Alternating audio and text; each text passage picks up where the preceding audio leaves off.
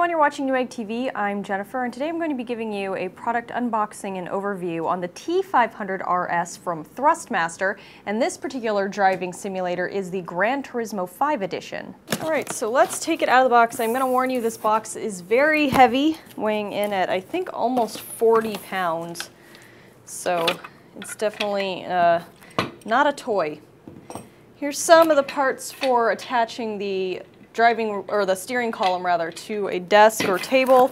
I recommend using it with a play seat. We were hoping to have a play seat in time to do this unboxing, but later on we're going to add a demo video, so keep an eye out for that. We'll have a demo with a play seat and an unboxing, or a demonstration of this particular unit. So I'm taking out the power cord and the power brick now from the top of the box, and everything kind of fits in here like a puzzle. So if you ever intend to pack it back up, be aware of how you took it out. So here is the steering column. Set that aside. More packaging. Here is some additional hardware, which we'll be looking at in a moment. Your installation and setup guide, which is multilingual. Let's see what else we have in here. Rubber bumper.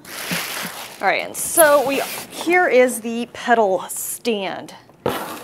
There we go. So I'm going to go into each one of these things in detail in just a moment.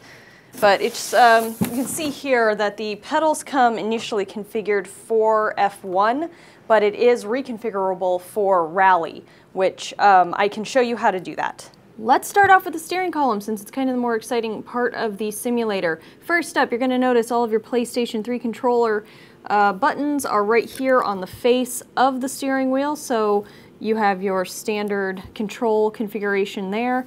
Your PS button is down here at the bottom. Now, this particular simulator does have a very stiff force feedback mechanism in it that you will, maybe want to adjust in-game. I did notice when I was playing Gran Turismo 5 with it, I purchased a car that I used to own actually, which is the Lexus IS300, or in Gran Turismo 5 it would be the Toyota Altezza. And so I knew exactly how that car stock would feel and handle, and the simulator here actually gave it a much, much stiffer steering. So I went and adjusted that. It didn't enhance the performance of the car any, but because I was driving a car that I already knew the feel of, it was a little off-putting to have a simulator that didn't feel like the car. It just kind of messed up my driving there. But anyway, it is adjustable. Just know that when you initially turn it on, that it is a quite stiff steering feel. So anyway, moving on from that, the steering column, or the steering wheel itself, actually can rotate 1,080 degrees, so that's a full 3 cranks over, and it will, when you first plug it on or leave it alone, return to the center. It gives you this little red marker so that you can kind of know where the center of the wheel is in your peripheral vision while you're playing. If you crank it over a few times and you're kind of holding it there, you can kind of orient where the wheel is by this red line up here. It does have paddle shifters on it, and these are chrome metal construction. It does not come with a standard stick shift, so all of your shifting is going to be done here, but depending on how you prefer to play your game or what controls you have configured onto your steering wheel here, it might be more beneficial for you to just be able to keep your hands up close to those controls. I actually would have liked to have a stick shift, but I did not find the paddle shifting on here lagging at all, so it did mimic real shifting very easily and well. Now, turning it around, again, this is a very heavy unit. Oh no, I should show you some more up front here. So there's a couple buttons down here on the bottom. Your L3 and R3 are actually located down here, and then there's a mode button down here at the bottom too. So depending on what game you're playing, how you want it configured, you can adjust that with the mode. So if you are playing a game where you have you need an F1 simulator, you would adjust the mode there from F1 to rally to, maybe some Grand Prix, whatever style of driving you're going to be playing with that. Okie dokie, spinning it around now. So you get the THRUSTMASTER logo around the back, and also this is where all of your various connectors go in. So this here actually is not for a Ethernet cable. This is for your pedals, and then your power will go right here. Now, I did not have a play seat at home to connect this to. I actually just connected it to a folding table with adjustable legs, and that worked pretty well, you know, just sitting on my couch with it, you know, being in a driving position, and I think a lot of that is due to the weight.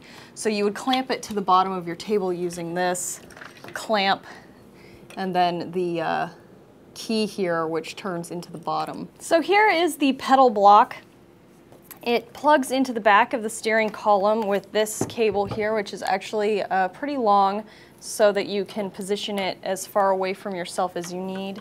You get, roughly about 6 feet of cable here, so that you can plug it into the back of the steering column comfortably, not have to have the pedals too close or too far away. You might notice straight away that the THRUSTMASTERs are all upside down on this, and I have to say that's my boo-boo. I took this home and I immediately reconfigured the pedals to a rally or Grand Prix setup instead of leaving it in F1 setup, because I didn't think you would play, you know, F1 style with Gran Turismo 5, where you start out driving Civics and sedans and things like that. So I apologize, I did not put the pedals the right way up before I just took it out of the box. Anyway, cool thing, all of these pedals can be changed out with real pedal faces from a performance parts store. So if you have, you know, maybe some cool billeted steel pedals that you like, race pedals, you can bolt them right onto here after taking off of these. It does come with the different hex keys to allow you to reconfigure this, and the way it works is you take this bottom plate off with these 4 here, and then mount it again this way to these 4 down here. So now you can see that I've turned it how I was using the pedals. Now the brake pedal is quite stiff. It does have a different spacer that you can change, so that if you don't like the feel or position of this brake pedal as it is, you can actually reposition it. Actually, everything on here, all of the pedals, have several different variations of customization available.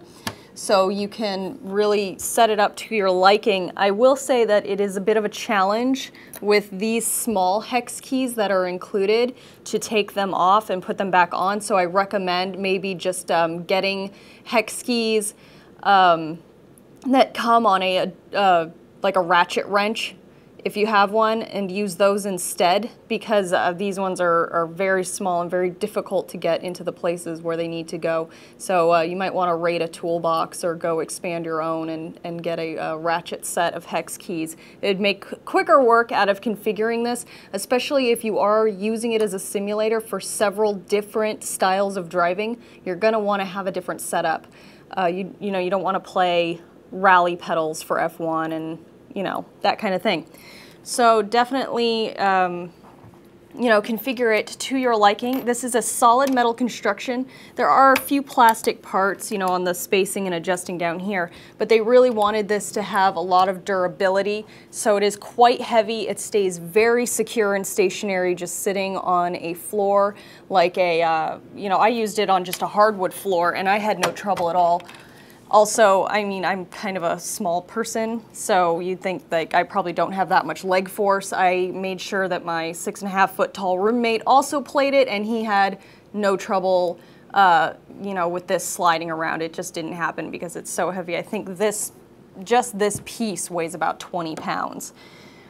So it will stay nice and stationary on the floor if you don't want to invest in a play seat, or maybe you're just using a chair. It is heavy enough to just stay still and give you a really nice feel while you're in game. All right, well that just about wraps up this unboxing of the T500 RS Gran Turismo Edition from THRUSTMASTER. Again, keep a watch out for us doing a demonstration with this with a playseat in the near future. We do have the playseats on order, so I'm hoping we can augment this video with a really cool demo. And also, at some point, I think this is going to be on permanent display in our will call office so that if you come down to Industry California, you can check it out. Anyway, if you've liked this video or found it informational, please like it and subscribe to our various YouTube channels. And until next time, I'm Jennifer, and thank you for watching Newegg TV.